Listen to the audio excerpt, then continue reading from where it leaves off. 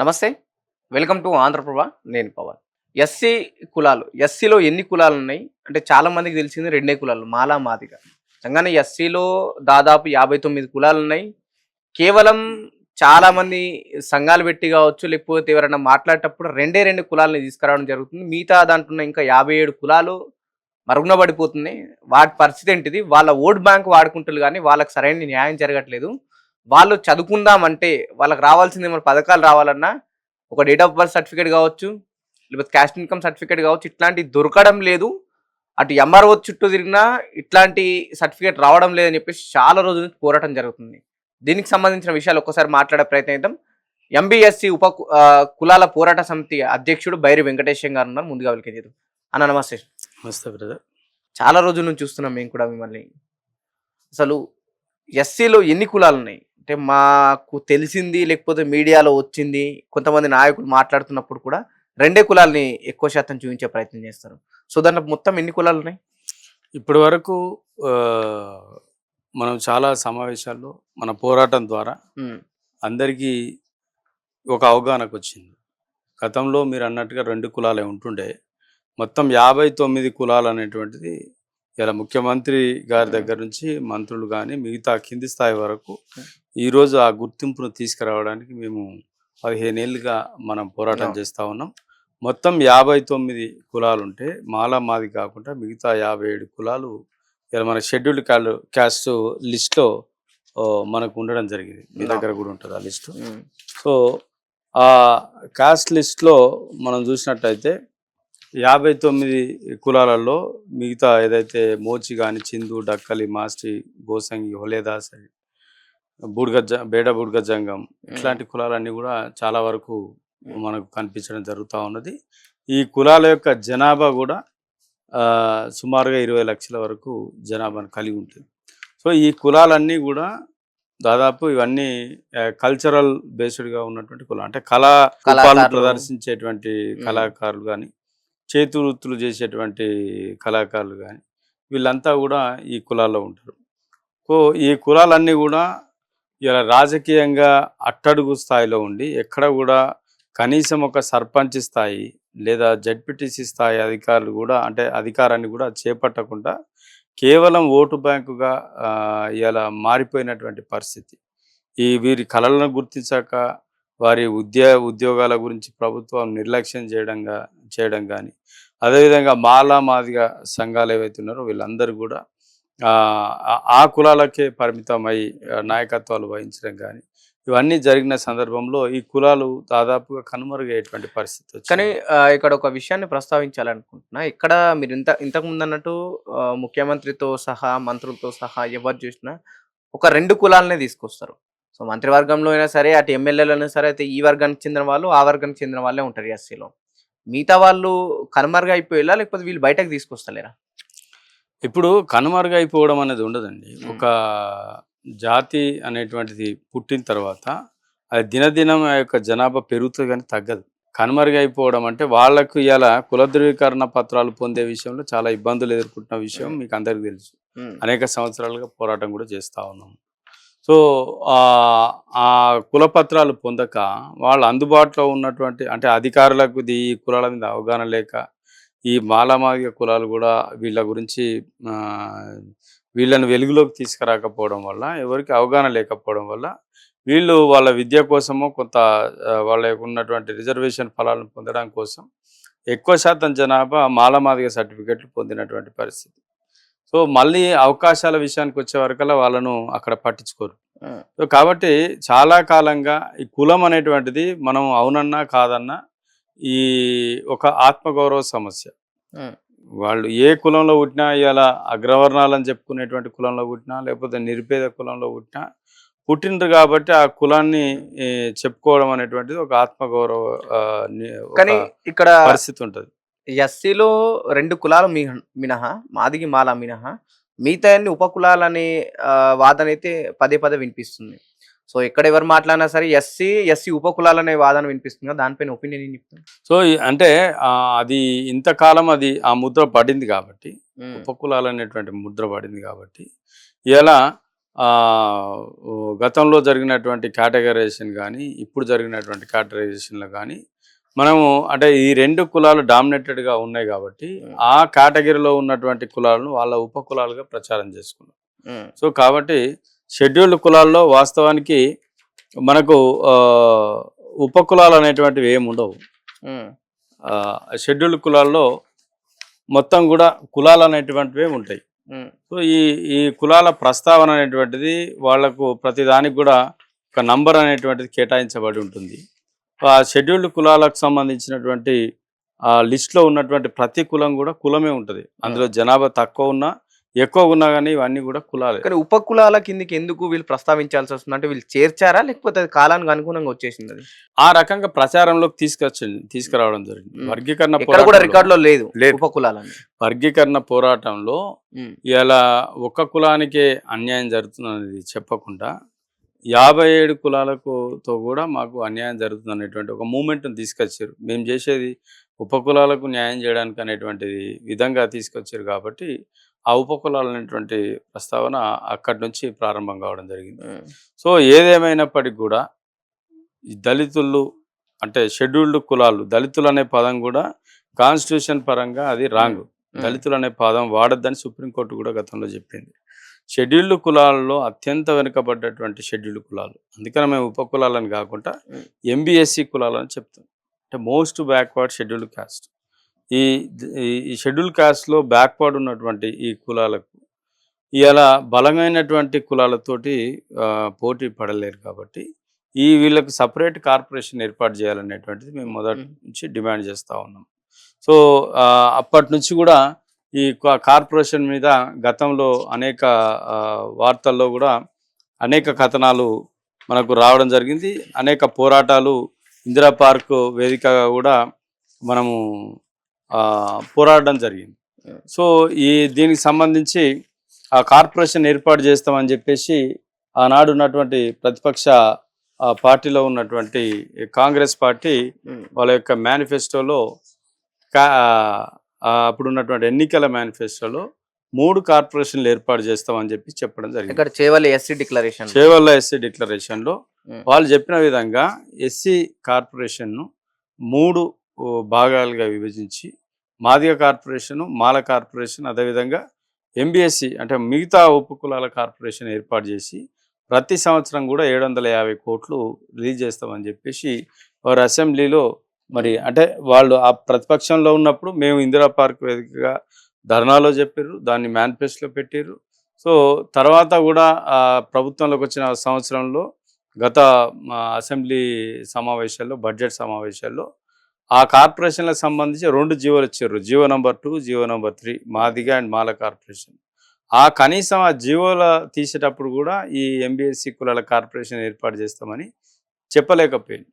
So ఇప్పుడు ఇంతకుముందు మీరు ప్రస్తావిస్తున్నప్పుడు అంటే 59 కులాలలో అంటే ఎస్సీ కులాలలో ఒక 2 మినహాయింపులో మిగతా వారికి డేట్ ఆఫ్ బర్త్ సర్టిఫికేట్ రావాలన్నా సరే, ఇంకా ఇతర సర్టిఫికేట్ రావాలన్నా సరే ఆర్డీఓ నుంచి కావచ్చు, ఎంఆర్ఓ నుంచి కావచ్చు, అంత ఈజీగా రావట్లేదని గతంలో కూడా మీరు కొన్ని పోరాటాలు చేశారు, చాలా మంది మంత్రులకు విన్నవించారు. సో అది ఇంకా కొనసాగుతుందా, క్లియర్ అయిపోయింది? అది వాస్తవానికి ఇప్పటికి కూడా ఈ కాస్ట్ సర్టిఫికెట్ల సంబంధించినటువంటి విషయంలో చాలా ఇబ్బందులు ఎదుర్కొంటున్నటువంటి పరిస్థితి.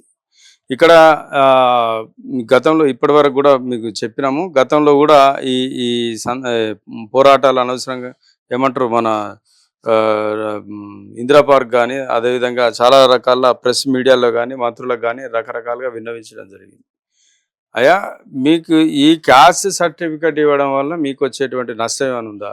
మీకు ఏమైనా బడ్జెట్ ఏమైనా తగ్గుతుందా? దానికి ఏమైనా వేల కోట్ల రూపాయలు ఖర్చు అయ్యేది ఉన్నదా? ఎవరి కులం సర్టిఫికెట్లు ఇవ్వడానికి వాళ్ళకి ఇవ్వడానికి మీకు వచ్చిన ఇబ్బంది ఏమున్నది? ఇలా మాదిగ కులాలు కాస్ట్ సర్టిఫికెట్ ఎంఆర్ఓ ద్వారా తీసుకుంటున్నప్పుడు మిగతా 57 కులాలు కూడా ఎంఆర్ఓ ద్వారా తీసుకుంటే తప్పేంది? వాళ్ళు ఎంతమంది అని ఉండని ఆ కులాల మీద అవగాహన కల్పించవలసినటువంటి అవసరం ఉన్నది. ఆ ప్రభుత్వం అవగాహన కల్పించాలి. అధికారులకు తెలియకపోతే నాయకులు కూడా అవగాహన పెంచుకొని ఎవరి కుల సర్టిఫికెట్ వాళ్ళకి ఇస్తే వాళ్ళ ఆత్మగౌరవంతో వాళ్ళ కులాన్ని వాళ్ళు అభివృద్ధి చేసుకునే ప్రయత్నం చేస్తారు. సరే, ఇవ్వకపోవడానికి గల కారణం ఏమన్నా ఉందంటారా? అంటే ఏదన్నా నిర్లక్ష్యం అంతే. ఇప్పుడు నష్టం జరిగే పరిస్థితి అయితే లేదు. ఇక్కడ మాకు నష్టం జరుగుతుంది, వాళ్ళకి నష్టం ఏది లేదు. ఇలా మేము నష్టపోతున్నాం. వాళ్ళకి చిన్న సమస్యనే కావచ్చండి. వాళ్ళకి ఇలా ఇన్ని సమస్యలలో ఇలా ఎస్సీలకు సంబంధించి 5 మంత్రులు ఉన్నారు. 4 మంత్రులు, ఒక స్పీకర్ ఉన్నాడండి. ఏ కులానికి మాదిగా మాల మళ్ళీ దాంట్లో ఇందులో మాదిగ మంత్రులు ఉన్నారు, అదేవిధంగా మాల మంత్రులు ఉన్నారు, ఒక స్పీకర్ ఉన్నాడు. ఏదేమైనా కానీ ఈ కులాలకు సంబంధించినటువంటి ప్రతినిధులు చట్టసభల్లో ఉండంగా ఇందులో ఒక్క మంత్రి కూడా ఈ చిన్న సమస్యను పరిష్కరించలేకపోతే వాళ్లకు, ఆ మంత్రులకు పవర్ ఉన్నట్టా లేనట్టా? వాళ్ళకి ఇన్నిసార్లు వాళ్ళ దృష్టికి రాలేదని కాదు, అనేక పోరాటాలు చేసినాం, వాళ్ళకి రిప్రజెంటేషన్లు ఇచ్చినాం, సమస్య గీతాన్ని కూడా చెప్పాం. మంత్రి గారు కూడా దీనికి సంబంధించి ఇప్పుడున్నటువంటి మన social welfare minister Adduru Lakshman Kumar గారికి కూడా దాని మీద విన్నవించడం జరిగింది. ఆ కులాలకు సంబంధించినటువంటి అంటే వారు కూడా వాళ్ళ లెటర్ మీద ముఖ్యమంత్రి గారికి రిప్రజెంట్ కూడా చేయడం జరిగింది. వాళ్ళు మనం చేసినటువంటి పోరాటానికి, వాళ్ళకి తీసుకొచ్చినటువంటి ఒత్తిడికి వాళ్ళు రిప్రజెంటేషన్ కూడా చేశారు. అయినప్పటికీ కూడా ఇప్పటి వరకు అది పెట్టి కూడా దాదాపు 2-3 నెలలు అవుతుంది. 3 నెలలుగా అది ఆ ఫైలు ఇంతవరకు అది ఇంప్లిమెంటేషన్ కావడం లేదు. సో మా మంత్రులకు కూడా మరి ఈ ప్రభుత్వంలో అంత పవర్ లేకుంటున్నారా, లేకపోతే వాళ్ళ నిర్లక్ష్యానికి గురవుతున్నారా, లేకపోతే వీళ్ళే కావాలని నిర్లక్ష్యం చేస్తున్నారా? ఇలా ఖచ్చితంగా స్పష్టం చేయవలసినటువంటి అవసరం ఉన్నది. ఇలా ఈ చిన్న విషయాన్నే ఇలా పట్టించుకోకపోతే ఎస్సీలకు సంబంధించిన సమస్యల్లో వీళ్ళు ఎంతవరకు పట్టించుకోగలుగుతారు అనేది మనం అర్థం చేసుకోవాలి. ఇప్పుడు ఓవరాల్గా తెలంగాణ రాష్ట్రంలో ఈ ఎస్సీలు మాలామాదిగా పక్కన పెడితే మిగతా 57 కులాలు ఎంత జనాభా ఉంటుంది, ఎంత ఊడ్చ ఉంది? దాదాపు మనకు టోటల్గా రాష్ట్ర వ్యాప్తంగా 60 లక్షల జనాభా ఉన్నది ఎస్సీలది. దాంట్లో 20 లక్షల జనాభా ఈ ఎంబీఎస్సీ కులాలు ఉంటుంది. సో మిగతా 25 నుంచి 30 లక్షల జనాభా మాదిగలది అనుకుంటే రిమైనింగ్ 25 lakhs వరకు 20 వరకు మాల కమ్యూనిటీ ఉంటుంది. మేమేమంటున్నామంటే ఈ ఎంబీఎస్సీ కులాలు మాత్రమే కాదు, ఇలా ఎంబీఎస్సీ కులాలన్నా, మాల అన్నా, మాదిగ అన్నా కానీ అందరూ కూడా అన్టచబిలిటీని ఎదుర్కొంటున్నటువంటి కులాలండి. ఇవన్నీ కూడా షెడ్యూల్డ్ కులాలు. ఈ షెడ్యూల్డ్ కులాల్లో ఇప్పటి వరకు మాలల నుంచి మాదిగలకు అన్యాయం జరుగుతూ ఉంది, మాదిగల నుంచి ఎంబీఎస్సీ కులాలకు అన్యాయం జరుగుతూ ఉందని చెప్పేసి ఈ 3 ముక్కలాటలాగా కొట్టుకుంటా ఉన్నాం మేమే. మాకే అన్యాయం జరుగుతూ ఉంది, మాకే అన్యాయం జరుగుతూ ఉన్నది అన్నట్టు. అన్యాయం చేస్తున్నది ఎవరు? ఓట్లు ఎవరి? ఎంతమంది జనాభా ఉన్నారు? దాదాపు 60 లక్షల జనాభా అంటే మామూలు విషయం కాదు. ఇది 20% జనాభా యొక్క పరిస్థితి ఏంటంటే దిక్కు దివాణం లేకుంటున్నటువంటి పరిస్థితి. ఇలా ఉన్న 19 అసెంబ్లీ స్థానాలన్నీ కూడా ఇలా బాబాసాహెబ్ అంబేద్కర్ గారు ఇచ్చినటువంటి రాజకీయ రిజర్వేషన్ల వల్ల అది ఏ పార్టీనా ఇవ్వాల్సిందే ఈ 19 స్థానాలలో. కానీ అవి కాకుండా ఇలా వాళ్ళంతా కూడా ఏదో ఒక పార్టీలో నుండి గెలుస్తున్నటువంటి అభ్యర్థులు ఎవరైనా కానీ అది ఎస్సీలు మాత్రమే గెలుస్తారు, ఎస్సీ రిజర్వ్డ్ స్థానాలు. ఇలా ఎస్సీల యొక్క పరిస్థితి ఎట్లా ఉన్నది? ఇన్నేళ్ల నుంచి ఆ 19 స్థానాలు అనుభవిస్తున్నప్పటికీ కూడా ఇలా ఎస్సీల యొక్క పరిస్థితి ఏ రకంగా ఉన్నది? వాళ్ళకున్న విద్యా అవకాశాలు ఏంటిది, ఉద్యోగ అవకాశాలు ఎంతవరకు ఉన్నాయి, భూములు ఎంతవరకు ఉన్నాయి, రాజకీయ అధికారం ఎంతవరకు దక్కుతున్నది అనేటువంటిది ఏ ఒక్క రాజకీయ నాయకుడు దీన్ని ప్రస్తావించింది లేదు. ఇప్పటి వరకు ఉన్నటువంటి ఈ 19 స్థానంలో గెలిచి మంత్రులు, ఎమ్మెల్యేలు, ఎంపీలు అయినటువంటి ఏ ఒక్క రాజకీయ నాయకుడు కూడా ఎస్సీల గురించి పట్టించుకున్నటువంటి పరిస్థితి లేదు. సరే 30 ఏళ్ళుగా ఎస్సీ వర్గీకరణ పోరాటం చేయాలని చెప్పేసి దాని జరుగుతూనే న్యాయం జరుగుతుంది ఎస్సీలకు అని చెప్పేసి ఇలా 30 ఏళ్ళుగా అనేక ఉద్యమాలు, పోరాటాలు, ఎంతోమంది అమరులైనటువంటి పరిస్థితిని చూసినాం. సో అయినప్పటికీ కూడా మొత్తం మీద ఇలా కాంగ్రెస్ పార్టీ రేవంత్ రెడ్డి గారి నాయకత్వంలో ఎస్సీ వర్గీకరణ చేసింది, సంతోషం. ఎస్సీ వర్గీకరణ చేయడం వల్ల ఇలా అన్ని సమస్యలకు పరిష్కారం అవుతుందని చెప్పేసి అని అనుకున్నాం. మరి ఎంతవరకు ఈ ఎస్సీలలో ఉన్నటువంటి కులాలకు ఇప్పటి వరకు ఎన్ని ఎకరాల భూములు దక్కినాయి, ఇలా ఎన్ని ఉద్యోగాలు దక్కినాయి? గత 30 ఏళ్ళ కాలంలో ఎన్నో బ్యాక్లాగ్ పోస్టులు ఉండే, బ్యాక్లాగ్ అనేటువంటి పరిస్థితి లేదు. ప్రభుత్వ ఉద్యోగాలు మొత్తం అంతా కూడా నీరు గారిపోయి ఇలా ఆ ఉద్యోగాల కల్పన లేకుండా పోయినటువంటి పరిస్థితి. ఇలా భూములన్నీ కూడా అన్యాక్రాంతం జరుగుతూ ఉన్నాయి. దాదాపు మొన్న గత తెలంగాణ పోరాటంలో పాల్గొన్న తర్వాత ఎస్సీల ముందు నడిపినటువంటి ఉద్యమం. ఇలా పాట పాడినా గజ్జగట్టినా ఏది చేసినా కానీ ఇలా ఉద్యమాన్ని ఉధృతంగా నడిపింది దళితులే. ఆ పోరాట ఫలితంగా తెచ్చుకున్న తెలంగాణ రాష్ట్రంలో దాదాపు 10 ఏళ్ళు పరిపాలన ఉన్నటువంటి గత ప్రభుత్వంలో ఇలా మనకు అనేక పేపర్లో రకరకాల కథనాలు మనం చూసినాం. మొత్తం అంతా కూడా ఈ భూములన్నీ కూడా అన్యాక్రాంతమైనటువంటి పరిస్థితిని ఇలా మనం పత్రికా ముఖంగా చూసినాం. సో ఇక్కడ మొత్తం 25 లక్షల ఎకరాల భూములు అన్యాక్రాంతం అయిపోయినాయి. ఇలా ఎస్సీలకు భూములు ఏమంటే భూమి లేదని అంటారు. గతంలో వాళ్ళ హామీ కూడా ఇచ్చారు కదా. అవును, 3 ఎకరాల భూమి ఇస్తామని అన్నారు. ప్రతి ఒక్కరికి ఇల్లు ఇస్తామన్నారు, డబుల్ బెడ్రూమ్ ఇల్లు ఇస్తామని అన్నారు. ఆ పేరుకే అక్కడక్కడ రోడ్ల మీద డబుల్ బెడ్రూమ్ ఇల్లు కట్టడానికి భూములు లేవంటారు మీరైతే. భూములు లేవు, ఆ ఇండ్లు ఇవ్వడానికి ఇండ్లు లేవు. ఇప్పటికి కూడా భూమి కోసము ఇండ్ల కోసమే కొట్లాడు, వీటి కోసమే ఓట్లేసుడు తప్పితే ఎస్సీలకు సంబంధించినటువంటి అనేక సమస్యలు ఉన్నాయి. ఈ సమస్యలను పరిష్కారం చేసేటువంటి పరిస్థితిలో ఏ నాయకత్వం లేకుండా ఉన్నటువంటి పరిస్థితిని మనం గమనిస్తా ఉన్నాం. మొన్న ఎస్సీ వర్గీకరణ పేరిట పెద్ద ఎత్తున ఉద్యమం జరిగింది తెలంగాణలో. ఎస్సీ వర్గీకరణ వైపు జరుగుతున్న నేపథ్యంలో చాలా మంది తను వ్యతిరేకించారు, ఇదే ఎస్సీ కులాలకు సంబంధించిన వాళ్ళు. సో ఎందుకు వ్యతిరేకించాల్సి వచ్చింది? ఎస్సీ వర్గీకరణ వ్యతిరేకించారు అని అంటారు. ఎస్సీ వర్గీకరణలో ఇలా నిజంగా చెప్తున్నాం, దాని మీద పూర్తి అవగాహన ఎవరు కల్పించలేకపోవడం. ఎస్సీ వర్గీకరణ వల్ల నష్టం ఏమున్నది, లాభం ఏమున్నది అనేటువంటిది ఇటు వర్గీకరణ కావాలని కొట్లాడే నాయకులు చెప్పరు, వద్దని చెప్పేటువంటి నాయకులు కూడా మాకు ఏం నష్టం జరుగుతుందో చెప్పరు. సో కావాలని ఒకరు, వద్దని ఒకరు, ఈ రకమైనటువంటి ఉద్యమాలు చేస్తూ దాన్ని ఒక పోలరైజ్ చేసేటువంటి, ఆ కమ్యూనిటీని పోలరైజ్ చేసేటువంటి ఒక రాజకీయ ఉద్యమాలే నడిచినాయి తప్పితే కింది స్థాయిలో ఏ ఒక్క దళితునికి దాని మీద పూర్తి అవగాహన చేయించలేకపోయింది. ఇప్పటికి వర్గీకరణ జరిగిన తర్వాత ఇప్పటికి కూడా తెలియదు ఎవరికి కూడా. వర్గీకరణ జరగడం వల్ల నష్టం ఏముంది, లాభం ఏముంది అనేది ఎవరికి తెలియదు. సరే, ఏదేమైనా ఉన్న ఫలాలను సుప్రీంకోర్టు మన తీర్పునిచ్చింది. ఏదైతే పంజాబ్ వర్సెస్ దావేందర్ సింగ్ కేసు లోపల 2024లో సుప్రీంకోర్టు ఏం చెప్పిందంటే, మొత్తం ఉన్నటువంటి ఎస్సీలలో బలమైన వర్గాలు మాత్రమే అందులో ఎక్కువ బెనిఫిట్ పొందుతూ ఉన్నాయి, బలహీనులు ఇంకా వీటిని ఫలాలు అందుకోలేకపోతున్నారు. కాబట్టి వాళ్లను వివిధ కేటగిరీలుగా విభజించాలి. బలమైన వాళ్ళని ఒక కేటగిరీ, బలహీనలను మధ్యస్థంగా ఉన్న వాళ్ళని ఒక కేటగిరీ, పూర్తిగా వెనుకబడ్డలను ఒక కేటగిరీ పెట్టి వెనుకబడ్డ వాళ్ళకి ఎక్కువ రిజర్వేషన్లు ఇవ్వాలని చెప్పింది. కానీ మళ్ళా ఇక్కడ రాజకీయ పరంగా ఏం వాదన జరిగింది, జనాభా ఎవరు ఎక్కువ ఉంటే వాళ్ళకే రిజర్వేషన్లు ఎక్కువ ఇవ్వాలని అన్నారు. సో దానివల్ల వచ్చేటువంటి ఇంకా సుప్రీంకోర్టు యొక్క ఉద్దేశం ఏడుందలా లేదు కదా. వర్గీకరణ వల్ల ఈ మాదిగా మాలా కాకుండా మిగతా 57 కులాలు నష్టపోతాయి, లాభపడతాయి. లాభపడాలనేదే వర్గీకరణ యొక్క ఉద్దేశం. ఇప్పుడు జరిగిన దానికి సో ఇప్పుడు వర్గీకరణ జరిగింది. వర్గీకరణ జరిగిన దాంట్లో ఈ 1వ కేటగిరీలో ఒక 15 కులాలను పెట్టడం జరిగింది. మిగిలిన బి కేటగిరీలో 18 కులాలను పెట్టడం జరిగింది. మిగతా దాంట్లో 26 కులాలను పెట్టింది సిడిలో. మేము మొదటి నుంచి డిమాండ్ చేసింది ఏంటంటే, సరే ఈ టోటల్ వెనుకబడ్డ కులాలను ఒక కేటగిరీలో పెట్టమన్నాం. సో అట్లా కాకుండా ఏం చేసి వెనుకబడ్డ ఆర్థికంగా, రాజకీయంగా, అన్ని రకాలుగా అన్ని యాంగిల్స్ లో చూడాలి. దాన్ని ఎంపెరికల్ డేటా అంటారు. ఎంపెరికల్ డేటా చూడమని చెప్పింది సుప్రీంకోర్టు. అంటే రాజకీయంగా, ఆర్థికంగా, సామాజికంగా, ఇంకా విద్యాపరంగా ఎవరెవరు డెవలప్ అయినారో చూడమన్నారు. అట్లా చూసి డెవలప్ అయిన వాళ్ళని ఒక గ్రూప్ లో పెట్టమని చెప్పారు. సో ఏదేమైనా వర్గీకరణ అనేటువంటిది జరిగింది బ్రదర్.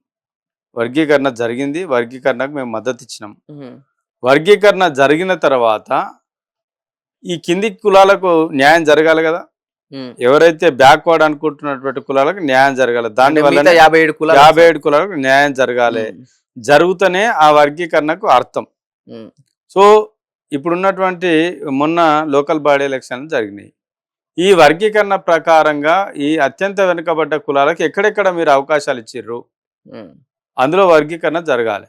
అది జరగకపోతే నువ్వు వర్గీకరణ చేసి వేస్ట్.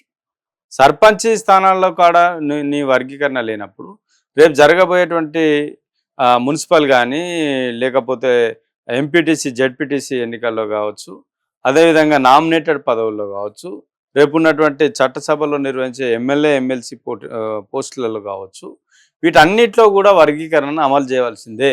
ఇప్పుడు మీరు ఎంబీఎస్సి హక్కుల పోరాట సంస్థ అధ్యక్షుడిగా మాదిగమాల అటు ఏతే పక్కన పెడితే మిగతా 57 కులాల నుంచి 12,700 పైగా ఉన్న గ్రామ పంచాయతీలలో ఎక్కడైనా ఒక సర్పంచ్ గా గెలిచిన అవకాశం ఉందంటారు? ఇక్కడ కూడా 1-2 జాగాల్లో 2-3 సర్పంచ్లు గెలిచారు. ఒక 10 మంది వరకు ఏదైతే వార్డ్ నెంబర్ గెలిచినటువంటి పరిస్థితి 12,763 దాంట్లో 12,000 దాంట్లో ఈ 2-3 మాత్రమే గెలుచుకున్నటువంటి పరిస్థితి. అంటే ఇంకా మిగతా ఉన్నటువంటి ఎస్సీలకు కేటాయించబడ్డ స్థానాల్లో ఇంకా ఆ వర్గాల నుంచి పోటీని తట్టుకునే పరిస్థితిలో ఈ కులాలు లేరు. అదే వర్గీకరణ అనేటువంటిది అక్కడ జరిగితే ఖచ్చితంగా మా దాంట్లో ఉన్నటువంటి పేదోడు ఎవడో ఒకడు అక్కడ అవకాశం వచ్చే పరిస్థితి ఉంటుంది కదా. సో నేనేమంటున్నా, ఇప్పుడు వచ్చేటువంటి లోకల్ బాడీ ఎన్నికల్లో కూడా మీరు వర్గీకరణ ఇంప్లిమెంట్ చేయాలండి. చేయకపోతే ఆ వర్గీకరణకు అర్థం లేదు. ఎంపీటీసీ జెడ్పీటీసీలో కానీ నామినేటెడ్ పోస్టులలో కూడా మీరు వర్గీకరణ చేయాలి. ఇప్పుడున్నటువంటి దాదాపు ఎన్నో 100 కార్పొరేషన్లు ఏర్పాటు చేస్తా ఉన్నారు. ఇందులో ఒక 3 కార్పొరేషన్లు ఏర్పాటు చేసి ఈ ఎంబీఎస్సీ కులాల కార్పొరేషన్ ఏర్పాటు చేస్తే మీకు వచ్చినటువంటి నష్టం ఏమున్నది? ఎస్సీలకు సంబంధించిన బడ్జెట్ దాదాపు 40,000 కోట్లు మొన్నటి బడ్జెట్లో పెట్టారు. దాదాపు 10 సంవత్సరాల నుంచి ఎస్సీ ఎస్టీ సబ్ ప్లాన్ అనేటువంటిది మొత్తం బొందబెట్టేసారు. ఎస్సీ కార్పొరేషన్ నిర్వీర్యం చేసేసారు. పోయిన గవర్నమెంట్లో దాదాపు ఇది దళిత బంధు పెట్టేసి ఒక్కొక్కరికి 10 లక్షలు ఇస్తామని చెప్పేసి ఉన్న కార్పొరేషన్ బొందబెట్టేసారు. గతంలో 5 లక్షలు 3 లక్షలు 2 లక్షలు ఇచ్చుకుంటూ ప్రతి విలేజ్ లో ఒక నిరుద్యోగికి అవి అందేటివి, ఫలాలు అందేటివి. ఇప్పుడు ఆ పరిస్థితే లేదు. 2017లో గతంలో ఉన్నటువంటి 13 నుంచి ఏదైతే ఇంప్లిమెంటేషన్ చట్టం తీసుకొచ్చినటువంటి ఎస్సీ ఎస్టీ సబ్ ప్లాన్ కు దిక్కు లేదు. సబ్ ప్లాన్ నిధులు ఇలా 1,000 కోట్ల రూపాయలు ఇలా నిర్వీర్యం అయిపోయినటువంటి. మరి ఇదే Congress party Chevella SC declaration పేరట మీరు అన్నట్టు ఎస్సీలో మన మాదిగ కార్పొరేషన్, మాల కార్పొరేషన్, దాంతో పాటు ఈ 57 కులాలకు ఒక కార్పొరేషన్ ఏర్పాటు చేస్తామన్నది కదా. మేము ఆదుకుంటామని ప్రభుత్వం అంతా బలంగా చెప్పింది. అదే అంటున్నాము. ఈ రోజు కనీసము ఈ కార్పొరేషన్ల గురించి మాట్లాడడానికి ఈ 5 మంత్రులకు కానీ 19 మంది ఎమ్మెల్యేలకు కానీ ఇలా మిగతా ఎంపీలకు కానీ వీళ్ళకు కనీసం వాళ్ళకు ఒక సోయి లేదా అని అడుగుతున్నాం మేము. ప్రస్తావిస్తున్నా మీతోనన్నా కలిసినప్పుడు మేము అడుగుతున్నాము, వాళ్ళు పిలిచి మమ్మల్ని అడగాలి కదా. అయ్యా మేము ఇలా డిక్లరేషన్ లో మేము చెప్పినాము, మనం ఇవి చేసుకోవాలి, మరి ఏం చేద్దాం బాగుంటుంది అని చెప్పేసి ఫీల్డ్ లెవెల్లో తిరుగుతూ ఉంటాం కదా. మేము లీడ్ చేస్తూ ఉంటాం కదా. ప్రజలకు ఏం అవసరం ఉన్నటువంటి మేము గ్రామాల్లో గ్రామ స్థాయిలో ఇలా ఆ సమస్యలను తీసుకొచ్చి ఇక్కడ ప్రభుత్వం దగ్గర తీసుకొస్తాం కదా. కనీసం మాకు టైం ఇచ్చి చర్చించి ఇవి తీసుకుపోదాం, ఇవి ఈ సమస్యలు మీరు తీసుకురాస్తే మేము ముఖ్యమంత్రిని కల్పిస్తామని వీళ్ళు అనాలి కదా. పోతే వీళ్ళే కలవరు, ఇక ముఖ్యమంత్రిని ఎక్కడ కల్పిస్తారండి?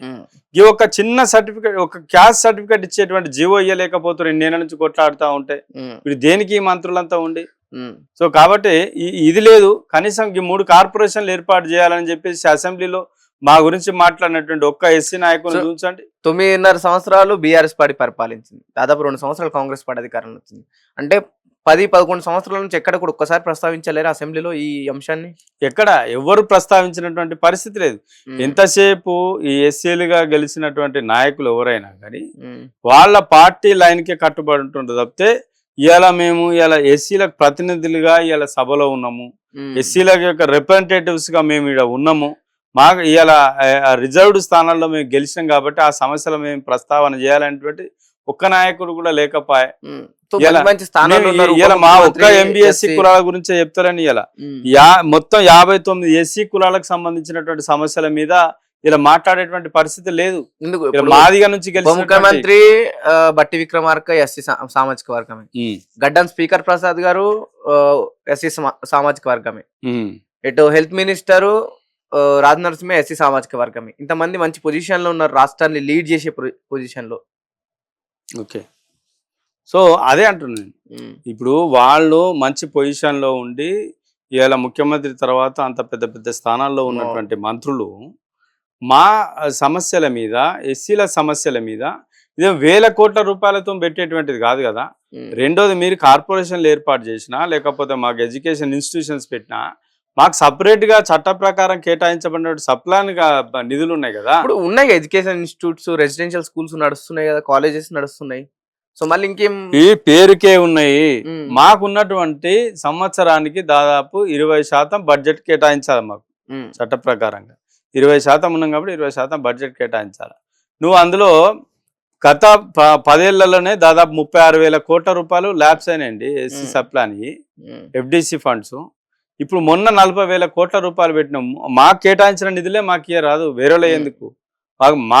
మా కేటాయించబడ్డ నిధులన్నీ కూడా జనరల్ ఫండ్ కింద నువ్వు ట్రీట్ చేస్తారు, లేకపోతే మూసిరి వరకో లేకపోతే రోడ్లకో దానికో దీనికో పెట్టేసుకుంటారు. సో అవి కాకుండా మాకు కేటాయించబడిన దాంట్లో నుంచి ఒక కార్పొరేషన్లు పెట్టి మాకున్న నిరుద్యోగులకు కానీ, మాకు ఎక్కడైతే ల్యాండ్ లేదో వాళ్ళకి కానీ ఆ ల్యాండ్ పర్చేజ్ చేసే స్కీమ్ ఏదైతే ఉన్నదో వీటికి మా డెవలప్మెంట్కి ఆలోచన చేసేటువంటి పరిస్థితి ఉండాలి కదా. ఇప్పుడు మీ డిమాండ్స్ బడ్జెట్ లో ఇన్ని సంవత్సరాలుగా గత ప్రభుత్వంతో పోరాడి, అంతకుముందున్న ప్రభుత్వాలతో పోరాడి, ఇప్పుడు కూడా పోరాడుతున్నారు. మీ డిమాండ్స్ ఏంటి అసలు? ఇక్కడ ప్రధానంగా ఇలా మనం చెప్తున్నటువంటి పరిస్థితి ఒక్కటే, ఈ రాష్ట్రంలో ఉన్నటువంటి ఎస్సీల యొక్క పరిస్థితి అత్యంత దారుణంగా ఉంది. అందరూ కూడా ఏదో ఒక ఇంకా అడుక్కునేటువంటి స్టేజ్లనే మిగిలిపోయారు ఎస్సీలంతా కూడా. ఇలా మాలలు కావచ్చు, మాదిగలు కావచ్చు, అంత గొప్పగా అభివృద్ధి చెందిరని నేను ఏం చెప్తలేను. ఇలా అంతా కూడా ఈ మొత్తం ఎస్సీలలో నాయకులు అనేటువంటి వర్గం ఒక లేయర్గా, వ్యాపారులు అనే ఒక వర్గం లేయర్గా, మిగతా 90% అందరూ కూడా పేదరికంలో ఉన్నటువంటి పరిస్థితి ఉన్నది. సో దీంట్లో ఈ వర్గీకరణ జరిగినా లేకపోతే రిజర్వేషన్ల లబ్ధి జరిగినా అది ఉన్నోళ్ళకే జరుగుతుంది కానీ ఇంకా కింది స్థాయికి పోతలేవు. అంటే ప్రధానంగా ఉన్న పైన 2 కులాలకు తప్ప మిగతా 57 కులాలకు జరుగుతలే అంటారు. 57 కులాలకు మొత్తం జరుగుతలేదు. ఈ 2 కులాల్లో కూడా అత్యంత పేదలు చాలా మంది ఉన్నారు. నేను అనేది ఓవరాల్ ఎస్సీల గురించి చెప్తా ఉన్నా. ఇలా అందుకనే 57 కులాలకు జరిగిన అన్యాయం మీద లీడ్ తీసుకొని నేను ఇలా 15 ఏళ్ళ నుంచి పోరాటం చేస్తా ఉన్నా. ఈ వర్గీకరణ ఉద్యమంలో మొదటి నుంచి కూడా 2000 సంవత్సరం నుంచి నేను పనిచేస్తా ఉన్నా. ఇప్పటికి కూడా ఈ చూస్తున్నటువంటి క్రమంలో మాలమాదిగల్లో కూడా నిరుపేదలు ఉన్నారు. ఈ మాలమాదిగ నిరుపేదలకు కూడా అన్యాయం జరుగుతూ ఉంది. మాలమాదిగల్లో ఉన్నటువంటి దాంట్లో కూడా ఆర్థికంగా పైబడిన వాళ్ళు ఐఏఎస్ ఐపీఎస్లు లేదంటే మంత్రులు ఎమ్మెల్యేలుగా ఉన్న వర్గాలు మాత్రమే అప్పర్ స్టేజ్ లో ఉన్నాయి. మిగతా వాళ్ళు ఇప్పటికి కూడా అడక తినే స్టేజ్ లో ఉన్నాయి. స్టిల్ ఇంకా వాళ్ళ కింద అడక తినే స్టేజ్ లో 57 కులాలు ఉన్నాయి. అందుకనే సుప్రీంకోర్టు చెప్పిన విధంగా క్రిమిలేయర్ అనేటువంటి విధానాన్ని ఎస్సీలలో తీసుకురావాలి. ఎందుకంటే ఆల్రెడీ లబ్ధి పొందిన వాళ్ళే మళ్ళా పొందుతా ఉన్నారు. ఒక ఎమ్మెల్యే అయితే ఎమ్మెల్యే పిల్లలే మళ్ళీ ఎమ్మెల్యేలు అవుతారు.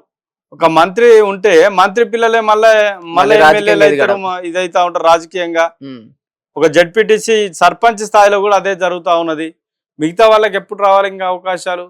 వాళ్ళు చట్టసభల ముఖం చూడొద్దా? కనీసం వాళ్ళు ఒక జిల్లా స్థాయి కలెక్టర్ దగ్గరకు కూడా పోలేనటువంటి పరిస్థితిలో ఉన్నది. ఎన్నేళ్ళు ఎస్సీలు ఇంకా అడక తినేటోళ్ళు, అనగారిన వాళ్ళు, వీళ్ళు ఇంకా అన్టచబుల్స్ అనేటువంటి ముద్ర ఎందుకు వేసుకోవాలి? ఇలా మాకు రిప్రజెంటేషన్ ఉండాలండి. మేము అనేది 20% జనాభా 20% ఫలాలు పొందాలి. అందుకనే ఇలా మేము 57 కులాలతో పాటు మొత్తం 59 కులాల్లో ఉన్నటువంటి పేదల పక్షాన నిలబడి 59 కులాలకి scheduled cost SC joint action committee అటువంటిది ఏర్పాటు చేసినాం. ఇందులో మాల కులాలు, మాదిగ కులాలు, అదేవిధంగా 57 కులాలు అందరూ కలిసి 59 కులాల్లో ఉన్నటువంటి పేదల ఐక్య వేదికగా, ఈ యొక్క పేదల ఈ షెడ్యూల్డ్ కులాల జేఏసీగా ఏర్పాటు చేయడం జరిగింది. దానికి నేను చైర్మన్గా ఎన్నిక కావడం జరిగింది.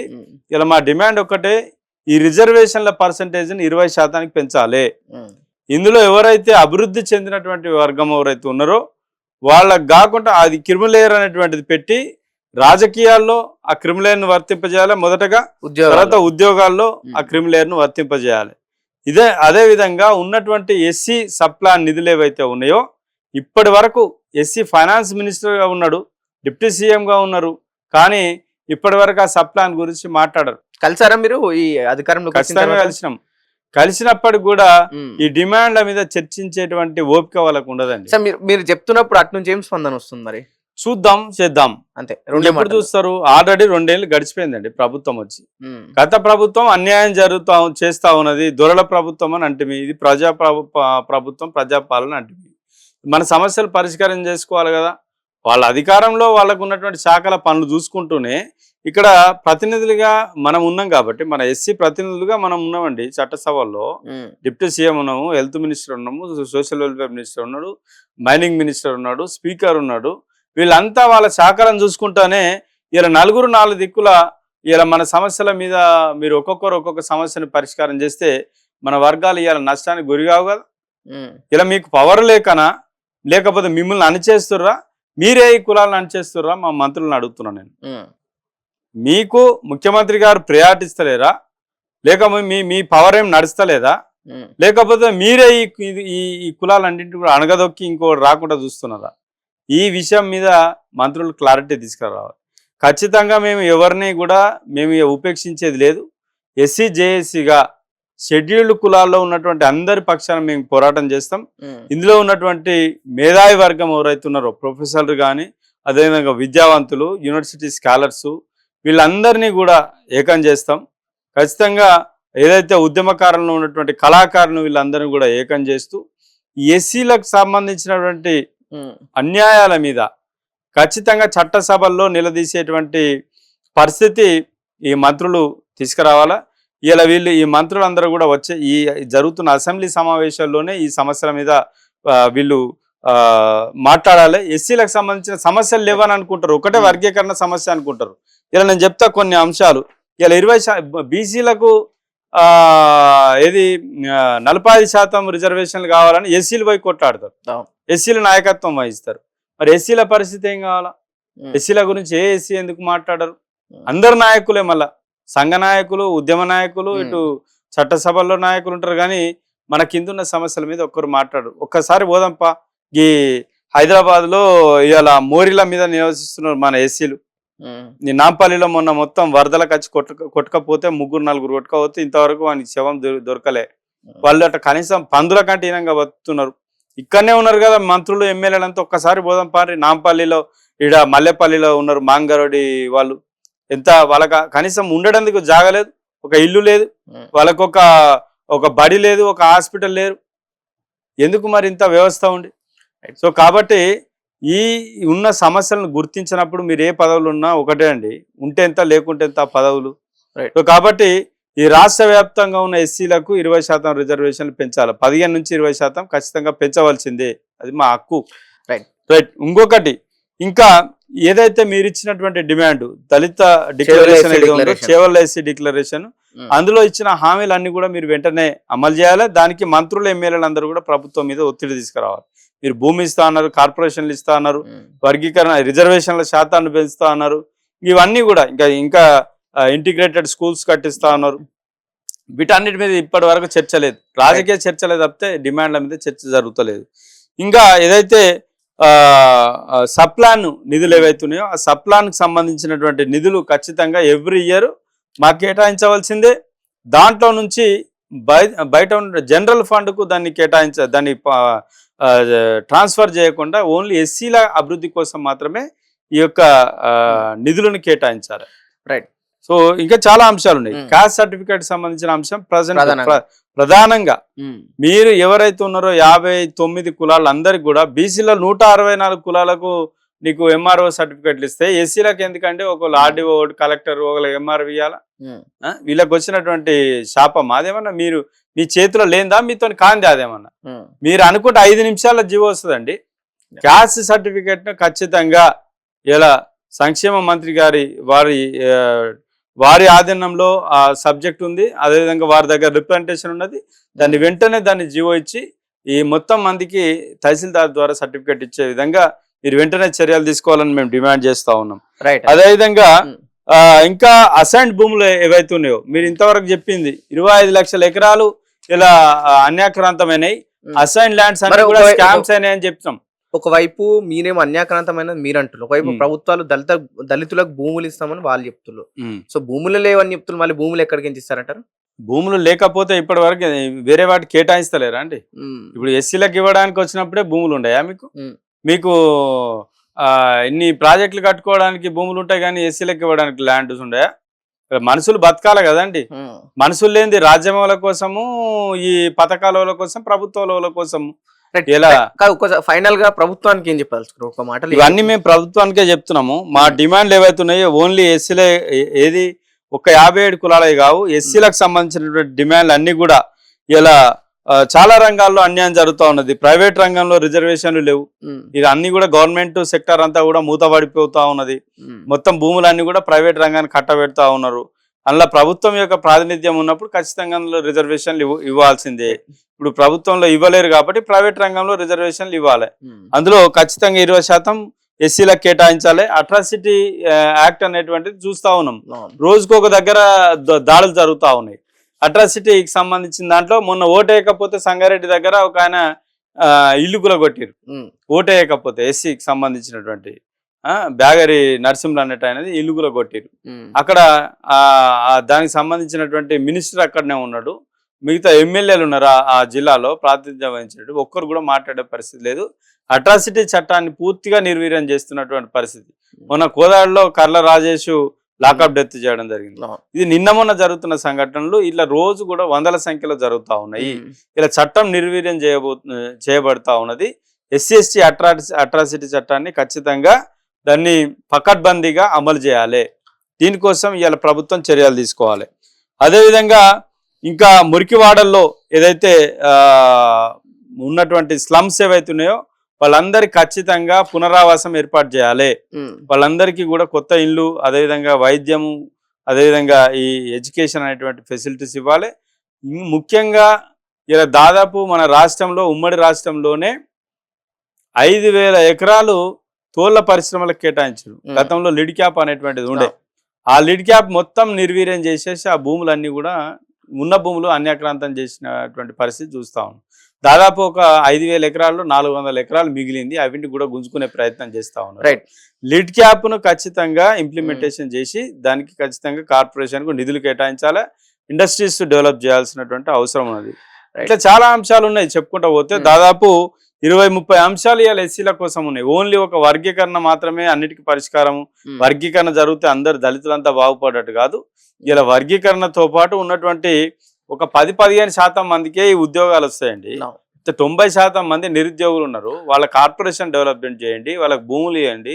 ఉన్నటువంటి దాంట్లో వాళ్ళ విద్యలో ఎట్లా ముందుకు తీసుకురాపోవాలి, ఇలా పోటీ ప్రపంచంలో ఎట్లా తీసుకుపోవాలి అనే దాని మీద ఒక నాలెడ్జ్ సెంటర్స్లో వీళ్ళకి అవకాశం కల్పించండి.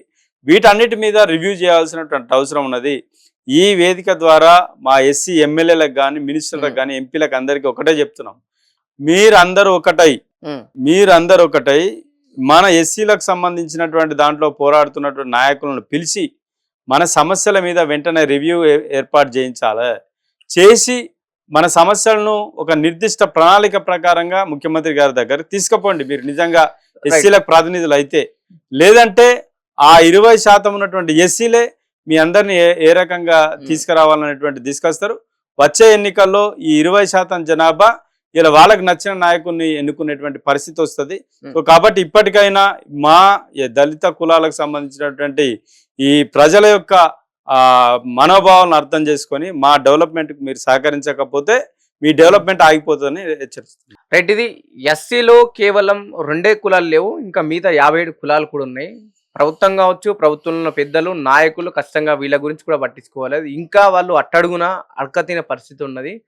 వాళ్ళకు వచ్చే పథకాలు కావచ్చు, వాళ్ళకి రావాల్సిన ఆత్మగౌరవానికి సంబంధించిన అటు క్యాస్ట్ ఇన్కమ్ సర్టిఫికేట్లు కూడా పూర్తిగా ఏదైతే వివిధ కులాలకు ఏ విధంగా అయితే మీరు సప్లై ఇస్తున్నారో అది వీళ్ళకు కూడా అదే విధంగా జారీ చేయాలని చెప్పేసి కూడా బైరి వెంకటేశం గారు ప్రభుత్వాన్ని గట్టిగానే డిమాండ్ చేస్తున్నారు. గత 15 సంవత్సరాలుగా మేము పోరాడుతున్నాం కానీ ఎవరు కూడా వీటి గురించి పూర్తి స్థాయిలో పట్టించుకోవట్లేదు.